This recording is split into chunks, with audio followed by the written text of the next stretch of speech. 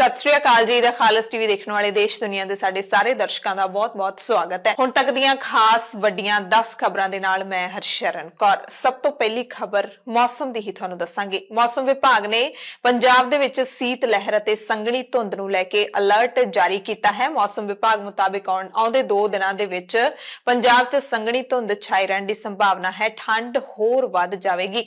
अगले 24 घंटिਆਂ दौरान पंजाब हरियाणा चंडीगढ़ अते यूपी दे विच सवेर अते शाम दे समय बहुत सारे इलाकों दे विच संघनी धुंध छाए रहण दी संभावना जताई गई है ते ठंड दी रुत विच हाले तक मींह ना पैण करके उत्तरी भारत दे मैदानी इलाकों दे विच प्रदूषण दा पੱਧਰ भी वधिया होया है ते सुक्की ठंड करके लोकां नूं कहंदे बीमारियां भी चंबड़ गईयां ने।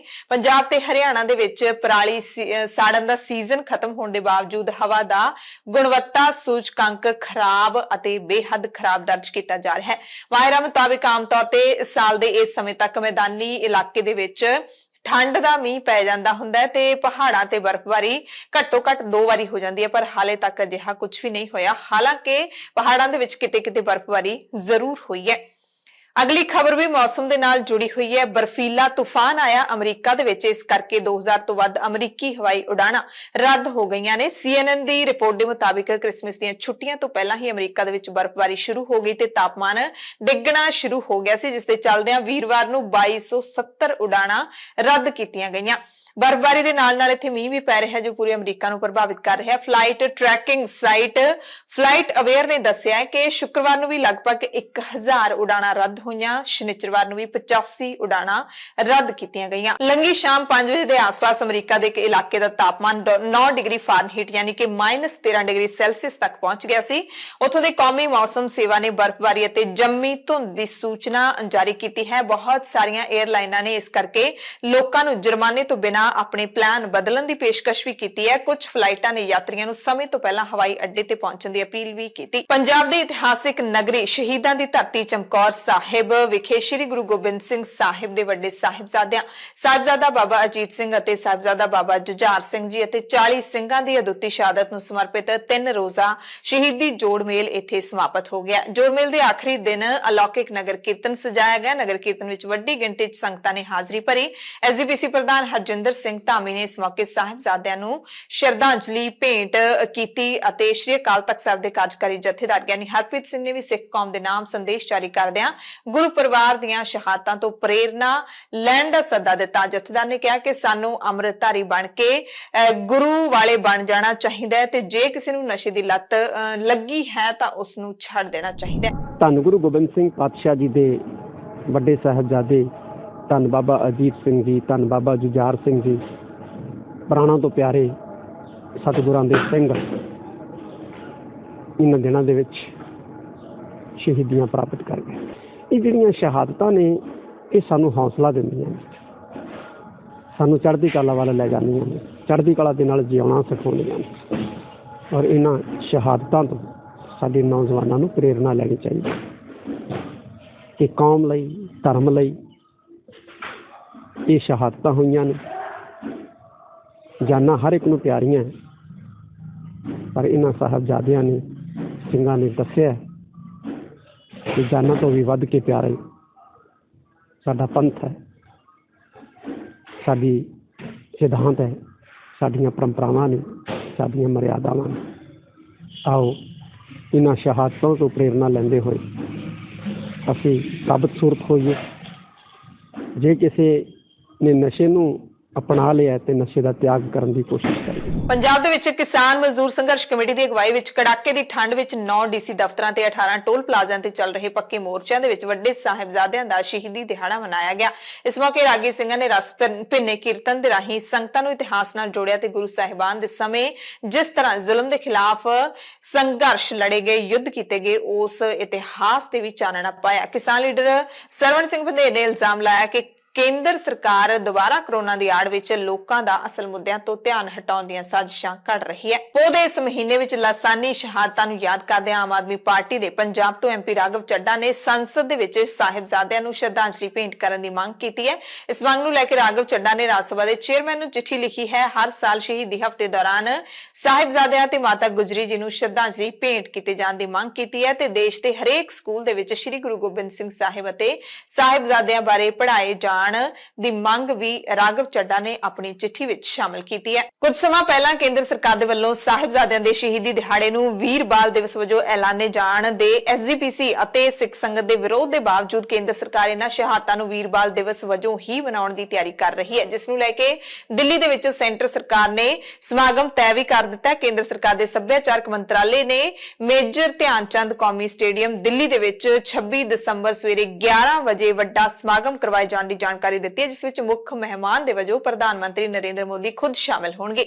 ਇਸ ਸਮਾਗਮ ਦੇ ਵਿੱਚ ਕੇਂਦਰੀ ਗ੍ਰਹਿ ਮੰਤਰੀ ਅਮਿਤ ਸ਼ਾਹ, ਕੇਂਦਰੀ ਮੰਤਰੀ ਜੀ ਕਿਸ਼ਨ ਰੈਡੀ, ਅਰਜੁਨ ਰਾਮ ਮੇਘਵਾਲ ਅਤੇ ਮੀਨਾਕਸ਼ੀ ਲੇਖੀ ਸਮੇਤ ਹੋਰ ਅਹਿਮ ਸ਼ਖਸੀਅਤਾਂ ਹਾਜ਼ਰ ਰਹਿਣਗੀਆਂ। ਸਮਾਗਮ ਦੇ ਵਿੱਚ ਅਹਿਮ ਗੱਲ ਇਹ ਹੈ ਕਿ ਇਹ ਸਮਾਗਮ ਦਿੱਲੀ ਸਿੱਖ ਗੁਰਦੁਆਰਾ ਪ੍ਰਬੰਧਕ ਕਮੇਟੀ ਦੇ ਸਹਿਯੋਗ ਦੇ ਨਾਲ ਕਰਵਾਇਆ ਜਾ ਰਿਹਾ ਹੈ, ਜਿਸ ਵਿੱਚ ਬੱਚੇ ਗੁਰੂ ਕੀ ਲਾਹੀ ਬਾਣੀ ਦਾ ਰਸ ਭਿੰਨਾ ਕੀਰਤਨ ਵੀ ਕਰਨਗੇ।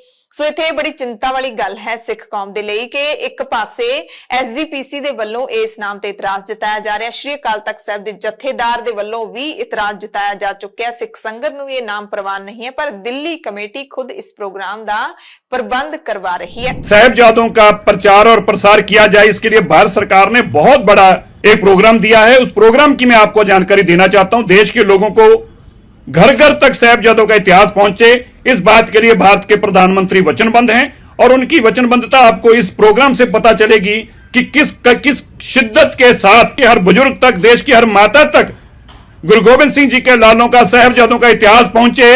ये किस कदर कितने बड़े लेवल पे मास एक प्रोग्राम चलाया जा रहा है। तो मिनिस्ट्री ऑफ एजुकेशन की तरफ से 97 लाख टीचर्स, 15 लाख स्कूलों में, 26 करोड़ 44 लाख बच्चों तक स्पेशल असेंबली लगाकर उसमें साहिबजादों के इतिहास की जानकारी देंगे। मैं बताना चाहता हूं, अब तक की देश में यह सबसे बड़ी एक्सरसाइज है जो देश के घर घर तक साहिबजादों का इतिहास पहुंचाने की एक बहुत बड़ी कोशिश देश के प्रधानमंत्री जी द्वारा की जा रही है, जिसके लिए हम उनका धन्यवाद भी करते हैं। पंजाब के मुख्यमंत्री भगवंत सिंह मान ने शुक्रवार ਨੂੰ सूबे ਦੇ ਵਿੱਚ ਕੋਵਿਡ ਹਾਲਾਤਾਂ ਦੀ ਜਾਣਕਾਰੀ ਲੈਣ ਦੇ ਲਈ ਸਮੀਖਿਆ ਬੈਠਕ ਕੀਤੀ ਅਤੇ ਇਸ ਬੈਠਕ ਦੇ ਵਿੱਚ ਮੁੱਖ ਮੰਤਰੀ ਨੇ ਸਾਰੀਆਂ ਵਿਦਿਅਕ ਸੰਸਥਾਵਾਂ, ਸਰਕਾਰੀ ਤੇ ਪ੍ਰਾਈਵੇਟ ਦਫ਼ਤਰਾਂ, ਅੰਦਰੂਨੀ ਤੇ ਬਾਹਰੀ ਇਕੱਠਾਂ, ਮਾਲਜ਼, ਜਨਤਕ ਥਾਵਾਂ, ਇਹਨਾਂ ਸਾਰੀਆਂ ਜਿਹੜੀਆਂ ਜਨਤਕ ਥਾਵਾਂ ਦੇ ਵਿੱਚ ਮਾਸਕ ਪਾਉਣ ਦੀ ਅਪੀਲ ਕੀਤੀ ਹੈ। ਇਸ ਦੇ ਨਾਲ ਹੀ ਉਹਨਾਂ ਨੇ ਸਮਾਜਿਕ ਦੂਰੀ, ਜਨਤਕ ਥਾਵਾਂ ਉੱਤੇ ਨਾ ਥੁੱਕਣ ਅਤੇ ਹੋਰ ਸਾਵਧਾਨੀਆਂ ਦੀ ਪਾਲਣਾ ਕਰਨ ਦੀ ਵੀ ਅਪੀਲ ਕੀਤੀ ਹੈ। ਮੁੱਖ ਮੰਤਰੀ ਨੇ ਸਿਹਤ ਵਿਭਾਗ ਨੂੰ ਕਿਹਾ ਕਿ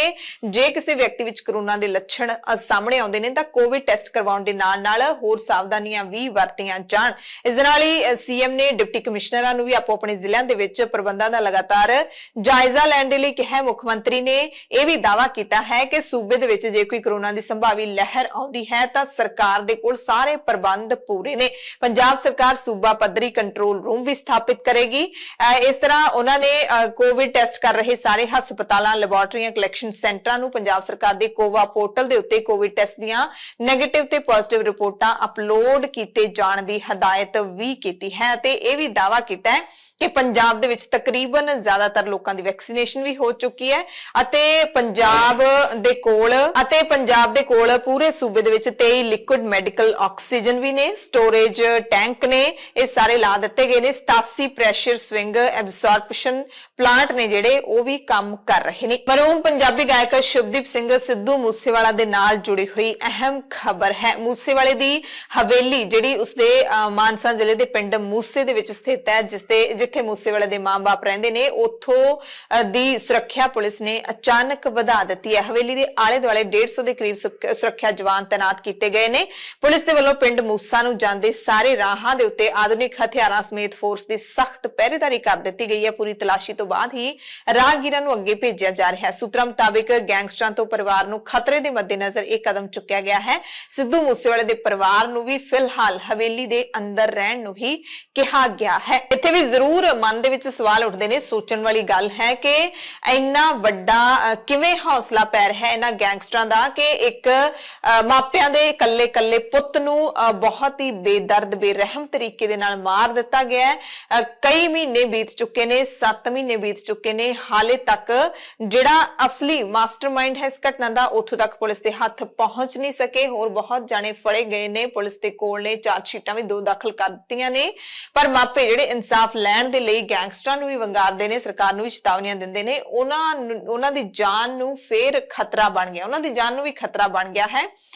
ते किस तरीके दे सूबे दे विच हालात ने अंदाजा लाया जा सकदा है। जीरा मोर्चे की गल कर लैंदे आ, जिथे मंसूरवाल कलां पिंड दे विच मालब्रॉस शराब फैक्ट्री के बाहर लगातार धरना लग्या होया है। सुनवाई हुई है इस मामले नूं लैके पंजाब हरियाणा हाईकोर्ट दे विच, पर अगली तारीख 28 फरवरी पै गई है। इस सुनवाई के दौरान सरकार ने कमेटी नूं लैके अदालत विच अपना जवाब रखिया है। सरकार ने कहा कि असीं माहिरां दीयां 4 कमेटियां बनाईयां ने, जिसते फैक्ट्री मालक वल्लों भी कमेटी विच शामिल करन दी मांग कीती गई है, ते सरकार ने दस्सिया कि असीं फैक्ट्री मालक नूं कमेटी विच शामिल करन दे लई तैयार हां।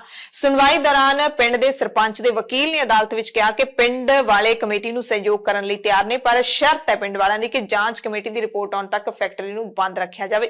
इस तो इलावा फैक्ट्री मालक ते होर प्रशासनिक अधिकारी जीरा आउण ते 1 हफ्ता उन्हां दे नाल रहण, जेड़ा पानी वो पी रहे ने ओनू ओ भी पीण जां फिर पी के दिखाउण ते फिर दावा करन कि पानी कितना साफ है। सो अदालत दे विच हुई सुनवाई दौरान 3 जांच एजेंसियां ने अपनी रिपोर्ट अदालत विच रखी है।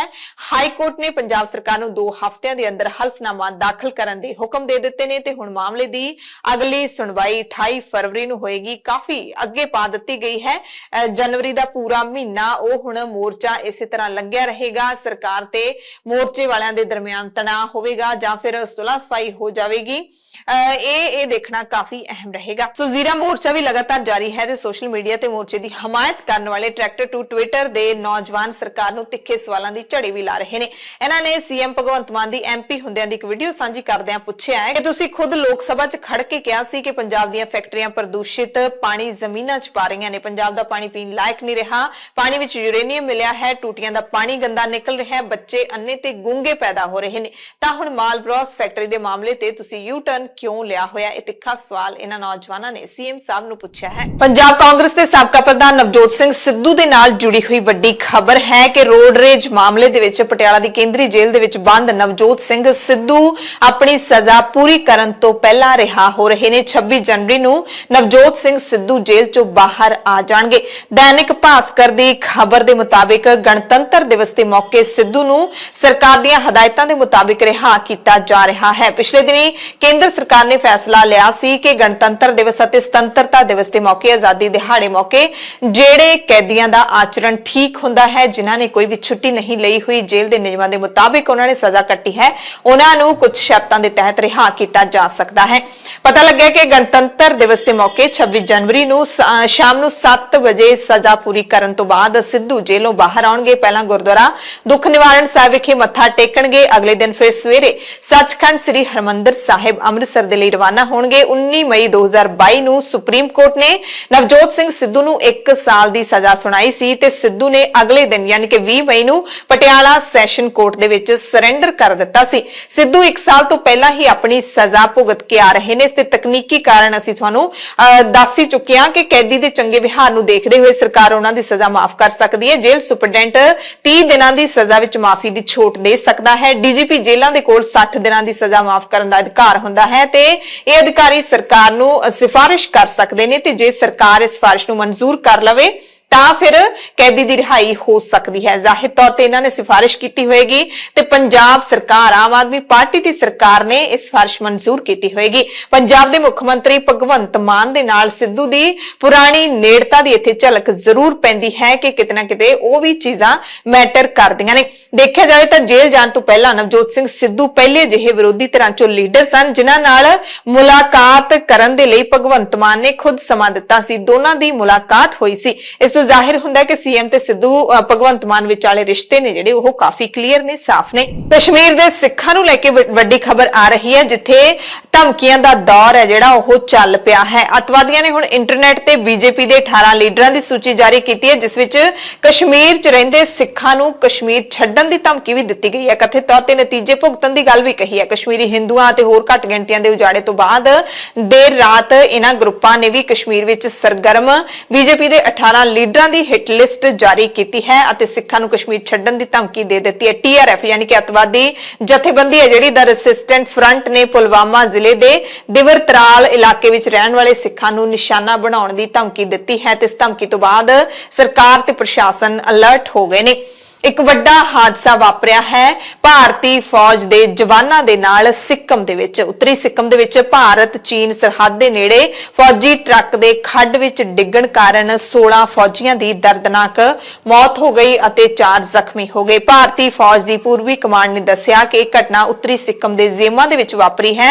3 ਟਰੱਕਾਂ ਦਾ ਕਾਫਲਾ ਜਾ ਰਿਹਾ ਸੀ, ਇੱਕ ਟਰੱਕ ਖੱਡ ਵਿੱਚ ਡਿੱਗ ਪਿਆ। ਸੂਬੇ ਦੀ ਰਾਜਧਾਨੀ ਗੰਗਟੋਕ ਤੋਂ 130 ਕਿਲੋਮੀਟਰ ਦੀ ਦੂਰੀ ਤੇ ਸਵੇਰੇ 8 ਵਜੇ ਦੇ ਕਰੀਬ ਇਹ ਹਾਦਸਾ ਵਾਪਰਿਆ ਹੈ। ਫੌਜ ਦਾ ਵਾਹਨ 20 ਜਵਾਨਾਂ ਦੇ ਨਾਲ ਸਰਹੱਦੀ ਚੌਂਕੀਆਂ ਵੱਲ ਜਾ ਰਿਹਾ ਸੀ ਤਾਂ ਇੱਕ ਮੋੜ ਤੇ ਉਲਟ ਕੇ ਡੂੰਗੀ ਖੱਡ ਦੇ ਵਿੱਚ ਡਿੱਗ ਪਿਆ। ਬਚਾਅ ਟੀਮਾਂ ਨੂੰ ਮੌਕੇ ਤੇ ਭੇਜਿਆ ਗਿਆ। 4 ਜ਼ਖਮੀ ਜਵਾਨਾਂ ਨੂੰ ਹੈਲੀਕਾਪਟਰ ਰਾਹੀਂ ਉੱਥੋਂ ਬਾਹਰ ਕੱਢ ਲਿਆ ਗਿਆ। ਫੌਜ ਨੇ ਕਿਹਾ ਕਿ ਇਸ ਹਾਦਸੇ ਵਿੱਚ 3 ਜੂਨੀਅਰ ਕਮਿਸ਼ਨਡ ਅਫਸਰਾਂ ਤੇ 13 ਜਵਾਨਾਂ ਦੀ ਮੌਤ ਹੋਈ ਹੈ।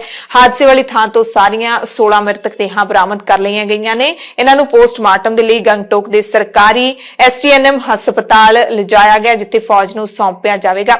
ਭਾਰਤ ਦੇ ਰੱਖਿਆ ਮੰਤਰੀ ਰਾਜਨਾਥ ਸਿੰਘ ਨੇ ਇਸ ਹਾਦਸੇ ਤੇ ਦੁੱਖ ਪ੍ਰਗਟਾਇਆ ਹੈ ਤੇ ਦੁਖੀ ਮੈਂਬਰਾਂ ਦੇ ਨਾਲ ਹਮਦਰਦੀ ਵੀ ਪ੍ਰਗਟ ਕੀਤੀ ਹੈ। ਪੰਜਾਬ ਸਰਕਾਰ ਸਮਾਰਟ ਸਕੂਲਾਂ ਤੇ ਕੰਮ ਕਰਨ ਜਾ ਰਹੀ ਹੈ। 24 ਦਸੰਬਰ ਨੂੰ ਸਰਕਾਰੀ ਸਕੂਲਾਂ ਦੇ ਵਿੱਚ ਮਾਪੇ ਅਧਿਆਪਕ ਮਿਲਣੀ ਹੋਏਗੀ, ਯਾਨੀ ਕਿ ਸ਼ਨੀਚਰਵਾਰ ਨੂੰ, ਜਿਸ ਦੇ ਲਈ ਸਰਕਾਰੀ ਮੁਲਾਜ਼ਮਾਂ ਨੂੰ 2 ਘੰਟਿਆਂ ਦੀ ਛੁੱਟੀ ਵੀ ਮਿਲੇਗੀ। ਪੰਜਾਬ ਦੇ ਮੁੱਖ ਮੰਤਰੀ ਭਗਵੰਤ ਮਾਨ ਨੇ ਚੰਡੀਗੜ੍ਹ ਦੇ ਸੈਕਟਰ 35 ਵਿੱਚ ਮਾਰਕਫੈਡ ਦੇ ਵੱਲੋਂ ਕਰਵਾਏ ਇੱਕ ਸਮਾਗਮ ਦੇ ਵਿੱਚ ਸ਼ਿਰਕਤ ਕਰਦਿਆਂ ਇਹ ਜਾਣਕਾਰੀ ਦਿੱਤੀ ਅਤੇ ਮਾਰਕਫੈਡ ਵਿੱਚ ਹੋਈਆਂ ਨਵੀਆਂ ਨਿਯੁਕਤੀਆਂ ਦੇ ਨਿਯੁਕਤੀ ਪੱਤਰ ਵੀ ਵੰਡੇ। ਮਾਨ ਨੇ ਐਲਾਨ ਕੀਤਾ ਕਿ ਸੂਬੇ ਦੇ ਵਿੱਚ 100 ਤੋਂ ਵੱਧ ਸਕੂਲ ਆਫ ਐਮੀਨੈਂਸ ਦਾ ਨਿਰਮਾਣ ਕੀਤਾ ਜਾਊਗਾ, ਜਿਹਦੇ ਵਿੱਚ 9ਵੀਂ 10ਵੀਂ 11ਵੀਂ ਤੇ 12ਵੀਂ ਤੱਕ ਦੇ ਬੱਚਿਆਂ ਨੂੰ ਉਹਨਾਂ ਦੇ ਜਨੂਨ ਅਤੇ ਦਿਲਚਸਪੀ ਦੇ ਆਧਾਰ ਤੇ ਅੱਗੇ ਪੜ੍ਹਾਈ ਲਈ ਤਿਆਰ ਕੀਤਾ ਜਾਊਗਾ। ਆਉਣ ਵਾਲੇ ਨਵੇਂ ਸਾਲ ਦੇ ਵਿੱਚ 3000 ਤੋਂ ਵੱਧ ਮਾਸਟਰ ਕੇਡਰ ਦੀਆਂ ਨੌਕਰੀਆਂ ਦੇ ਨਿਯੁਕਤੀ ਪੱਤਰ ਦੇਣ ਦਾ ਦਾਅਵਾ ਵੀ ਸੀਐਮ ਨੇ ਕੀਤਾ। ਕੱਲ ਨੂੰ ਸਾਰੇ ਪੰਜਾਬ ਦੇ ਵਿੱਚ ਪਹਿਲੀ ਵਾਰ ਹੋ ਰਿਹਾ ਹੈ ਕਿ ਸਰਕਾਰੀ ਸਕੂਲਾਂ 'ਚ ਵੀ ਪੇਰੈਂਟ ਟੀਚਰ ਮੀਟਿੰਗ ਹੋ ਰਹੀ ਹੈ। ਨਹੀਂ, ਸਰਕਾਰੀ ਸਕੂਲਾਂ 'ਚ ਨਹੀਂ ਕਰਨੀ। ਪੇਰੈਂਟ ਟੀਚਰ ਮੀਟਿੰਗ ਪ੍ਰਾਈਵੇਟ ਸਕੂਲਾਂ 'ਚ ਹੁੰਦੀ ਸੀ। ਅਸੀਂ ਸਰਕਾਰੀ 'ਚ ਕੱਲ ਨੂੰ ਸ਼ੁਰੂ ਕਰ ਰਹੇ ਹਾਂ, ਬਹੁਤ ਵੱਡੇ ਪੱਧਰ ਤੇ। ਜਿਹੜੇ ਮੁਲਾਜ਼ਮ ਨੇ ਸਰਕਾਰੀ, ਜਿਨ੍ਹਾਂ ਦੇ ਬੱਚੇ ਸਰਕਾਰੀ ਸਕੂਲਾਂ 'ਚ ਪੜ੍ਹਦੇ ਨੇ, ਉਹਨਾਂ ਨੂੰ 2 ਘੰਟਿਆਂ ਦੀ ਛੁੱਟੀ ਵੀ ਦਿੱਤੀ ਕਿ ਤੁਸੀਂ ਜ਼ਰੂਰ ਆਇਓ ਸਕੂਲ 'ਚ। ਸਕੂਲ 'ਚ ਆਓ, ਟੀਚਰ ਨਾਲ ਗੱਲ ਕਰੋ। ਟੀਚਰ ਦੱਸੂਗਾ ਕਿਹੜੇ ਸਬਜੈਕਟ 'ਚ ਕਮਜ਼ੋਰ ਹੈ, ਕਿਹੜੇ ਸਬਜੈਕਟ 'ਚ ਵਧੀਆ ਕਰ ਰਿਹਾ, ਉਹ ਕਿਵੇਂ ਬੈਲੈਂਸ ਕਰੀਏ। ਮਾਪੇ ਦੱਸਣਗੇ ਘਰੇ ਕਿੰਨੀ ਕੁ ਸਿਟਿੰਗ ਹੈ ਉਹਦੀ, ਕੀ ਕਰਦਾ ਹੈ, ਕਿੱਥੇ ਜਾਂਦਾ ਹੈ। ਸੋ ਬੱਚੇ ਤੇ ਜਦੋਂ ਮਾਪਿਆਂ ਤੇ ਟੀਚਰ ਦਾ ਆਪਸ 'ਚ ਸਹਿਯੋਗ ਹੋ ਗਿਆ ਤਾਂ ਬੱਚੇ ਨੂੰ ਵੀ ਹੌਸਲਾ ਹੁੰਦਾ ਹੈ ਕਿ ਮੈਂ ਕੁਝ ਕਰਕੇ ਦਿਖਾਉਣਾ ਹੈ। ਮੇਰੇ ਮਾਪੇ ਮੇਰੇ ਟੀਚਰ ਤੋਂ ਉਮੀਦ ਕਰਦੇ ਨੇ, ਮੇਰੇ ਟੀਚਰ ਮੈਥੋਂ ਉਮੀਦ ਕਰਦੇ ਨੇ। ਮਾਨ ਨੇ ਵੀ ਦਾਅਵਾ ਕੀਤਾ ਕਿ ਮਾਰਕਫੈਡ ਦੇ ਵਿੱਚ ਵੀ ਹੋਰ ਸੰਭਾਵਨਾਵਾਂ ਦੀ ਤਲਾਸ਼ ਕੀਤੀ ਜਾ ਰਹੀ ਹੈ। ਸਰਕਾਰ ਨੇ ਕਹਿੰਦੇ ਇੱਕ ਨਵੀਂ ਪਹਿਲ ਕੀਤੀ ਹੈ। ਇਸ ਵਾਰੀ ਰਵਾਇਤੀ ਸਿਆਸੀ ਲੀਡਰਾਂ ਨੂੰ ਦੀਵਾਲੀ ਦੇ ਤੋਹਫੇ ਜਿਹੜੇ ਦਿੱਤੇ ਜਾਂਦੇ ਨੇ, ਪਹਿਲਾਂ ਬੜੇ ਕੀਮਤੀ ਤੋਹਫੇ ਦਿੱਤੇ ਜਾਂਦੇ ਸਨ, ਪਰ ਇਸ ਵਾਰੀ ਇਹਨਾਂ ਤੋਹਫਿਆਂ ਦੇ ਵਿੱਚ ਮਾਰਕਫੈਡ ਦੀ ਟੋਕਰੀ ਦਿੱਤੀ ਗਈ ਹੈ ਜੋ ਬੇਸ਼ਕੀਮਤੀ ਹੈ, ਜਿਸ ਵਿੱਚ ਸਰੋਂ ਦਾ ਤੇਲ, ਸਰੋਂ ਦਾ ਸਾਗ, ਸ਼ਹਿਦ ਅਤੇ ਹੋਰ ਕਈ ਚੀਜ਼ਾਂ ਸ਼ਾਮਿਲ ਨੇ। ਉਹਨਾਂ ਮਾਰਕਫੈਡ ਦੇ ਉਤਪਾਦਾਂ ਦੇ ਸਹੀ ਮੰਡੀਕਰਨ ਦੀ ਲੋੜ ਤੇ ਵੀ ਜ਼ੋਰ ਦਿੰਦਿਆਂ ਕਿਹਾ ਕਿ ਪਠਾਨਕੋਟ ਦੀ ਲੀਚੀ ਸਾਰੀ ਦੁਨੀਆ ਦੇ ਵਿੱਚ ਮਸ਼ਹੂਰ ਹੈ। ਗੁੜ ਤੇ ਹੋਰ ਚੀਜ਼ਾਂ ਨੂੰ ਅਸੀਂ ਵਿਦੇਸ਼ਾਂ ਤੱਕ ਪਹੁੰਚਾ ਸਕਦੇ ਹਾਂ। ਦਾਅਵਾ ਵੀ ਕੀਤਾ ਕਿ ਸਾਡੀ ਸਰਕਾਰ ਪੰਜਾਬ ਵਿੱਚ ਫੂਡ ਇੰਡਸਟਰੀ ਨੂੰ ਪ੍ਰਫੁੱਲਿਤ ਕਰਨ ਦੀ ਕੋਸ਼ਿਸ਼ ਕਰ ਰਹੀ ਹੈ ਤੇ ਮੁੱਖ ਮੰਤਰੀ ਨੇ ਆਪਣੇ ਚੇਨਈ ਅਤੇ ਬੈਂਗਲੌਰ ਦੌਰਿਆਂ ਦਾ ਵੇਰਵਾ ਦੱਸਦੇ ਹੋਏ ਕਿਹਾ ਕਿ ਉੱਥੋਂ ਦੇ ਉਦਯੋਗਪਤੀਆਂ ਨੇ ਪੰਜਾਬ ਦੇ ਵਿੱਚ ਖੇਤੀ ਤੇ ਫੂਡ ਪ੍ਰੋਸੈਸਿੰਗ ਉਦਯੋਗ ਵਿੱਚ ਨਿਵੇਸ਼ ਕਰਨ ਦਾ ਵਾਅਦਾ ਕੀਤਾ। ਇੱਕ ਹੋਰ ਦਾਅਵਾ ਕੀਤਾ ਸੀਐਮ ਨੇ ਕਿ ਆਪ ਸਰਕਾਰ ਦੇ ਕਾਰਜਕਾਲ ਦੇ ਦੌਰਾਨ 30,000 ਕਰੋੜ ਦਾ ਨਿਵੇਸ਼ ਤਾਂ ਪੰਜਾਬ ਦੇ ਵਿੱਚ ਆ ਚੁੱਕਿਆ ਹੈ। ਟਾਟਾ ਸਟੀਲ ਤੇ ਹੋਰ ਕਈ ਦੇਸੀ ਤੇ ਵਿਦੇਸ਼ੀ ਕੰਪਨੀਆਂ ਪੰਜਾਬ ਆਈਆਂ ਨੇ। ਵੇਰਕਾ, ਮਾਰਕਫੈਡ ਤੇ ਸੋਹਣਾ ਬ੍ਰਾਂਡ ਨੂੰ ਲੈ ਕੇ ਕਹਿੰਦੇ ਅਸੀਂ ਵਿਦੇਸ਼ਾਂ ਦੇ ਵਿੱਚ ਗੱਲਬਾਤ ਕਰ ਰਹੇ ਹਾਂ, ਕਿਉਂਕਿ ਹਰ ਮੁਲਕ ਦੇ ਵਿੱਚ ਪੰਜਾਬੀ ਵਸਦੇ ਨੇ ਤੇ ਅਸੀਂ ਉੱਥੇ ਆਪਣੇ ਪੰਜਾਬੀਆਂ ਨੂੰ ਸਮਾਨ ਪਹੁੰਚਾਇਆ ਕਰਾਂਗੇ। ਬਕਾਇਦਾ ਤੌਰ ਤੇ ਪੇਪਰ ਮੈਰਿਟ ਦੇ ਆਧਾਰ ਤੇ ਜੋ ਗਰੀਬ ਦਾ ਬੱਚਾ ਹੈ, ਚਾਹੇ ਜੋ ਮਰਜ਼ੀ ਹੈ, ਜਿਹੜਾ ਮੈਰਿਟ ਚਾਹੂਗਾ ਉਹਨੂੰ ਨੌਕਰੀ ਮਿਲ ਜੂਗੀ। ਅਸੀਂ ਅਨਾਉਂਸ ਕੀਤਾ ਕਿ ਪੰਜਾਬ ਪੁਲਿਸ ਦੇ ਵਿੱਚ ਹਰ ਸਾਲ 1800 ਕਾਂਸਟੇਬਲ ਤੇ 300 ਸਬ ਇੰਸਪੈਕਟਰ ਰੱਖੇ ਜਾਣਗੇ। ਉਹਨਾਂ ਦਾ ਸਾਰਾ ਅਸੀਂ ਅਗਲੇ 2-3 ਸਾਲ ਦਾ ਡਾਟਾ ਵੀ ਜਾਰੀ ਕਰਤਾ, ਪੂਰਾ ਨੋਟੀਫਿਕੇਸ਼ਨ ਕਿ ਕਦੋਂ ਹੋਣਗੇ।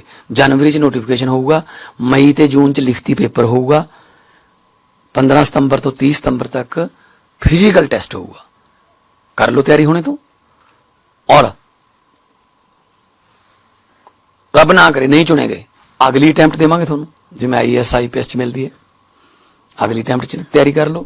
ਤੋ ਇੱਥੇ ਉਦਯੋਗਪਤੀਆਂ ਦੀ ਜਿਹੜੀ ਗੱਲ ਕੀਤੀ ਹੈ ਸੀਐਮ ਸਾਹਿਬ ਨੇ, ਉਸ ਨੂੰ ਲੈ ਕੇ ਵਿਰੋਧੀ ਧਿਰ ਵੀ ਜ਼ਾਹਿਰ ਤੌਰ ਤੇ ਮੁੱਖ ਮੰਤਰੀ ਨੂੰ ਘੇਰ ਸਕਦੀ ਹੈ, ਕਿਉਂਕਿ ਪਿਛਲੇ ਦਿਨੀ ਪੰਜਾਬ ਦੇ ਉਦਯੋਗਪਤੀ ਯੂਪੀ ਦੇ ਸੀਐਮ ਨੂੰ ਮਿਲਣ ਪਹੁੰਚੇ ਨੇ ਯੋਗੀ ਆਦਿੱਤਿਆਨਾਥ ਨੂੰ। ਉਹ ਕਿਉਂ ਪੰਜਾਬ ਨੂੰ ਛੱਡ ਕੇ ਯੂਪੀ ਦੇ ਵਿੱਚ ਉਦਯੋਗ ਸਥਾਪਿਤ ਕਰਨਾ ਚਾਹੁੰਦੇ ਨੇ, ਇਹ ਤਾਂ ਹੁਣ ਉਹੀ ਜਾਣਦੇ ਨੇ ਤੇ ਵਿਰੋਧੀ ਧਿਰਾਂ ਨੂੰ ਜ਼ਰੂਰ ਇੱਕ ਮਸਲਾ ਮਿਲ ਗਿਆ ਹੈ ਮੁੱਖ ਮੰਤਰੀ ਨੂੰ ਘੇਰਨ ਦਾ।